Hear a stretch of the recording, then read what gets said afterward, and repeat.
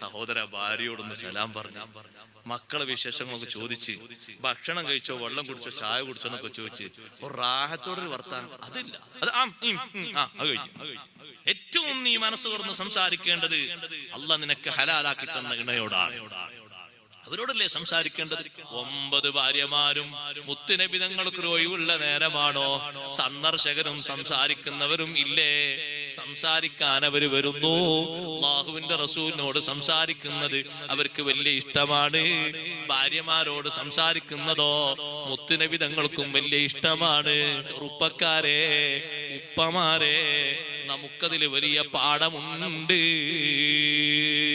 നന്നായി സംസാരിക്കേണ്ടതും മനസ്സു തുറന്ന് ആശയവിനിമയം നടത്തേണ്ടതും വിഷയങ്ങൾ പങ്കുവെക്കേണ്ടതും അല്ലാഹ് ഹലാലാക്കി തന്ന ഇണയോടാണ്. ആ രൂപത്തിൽ മനസ്സിന് സംതൃപ്തി വരുന്നൊരു കാര്യം ദുനിയാവില് മറ്റൊന്നുമില്ലല്ലോ.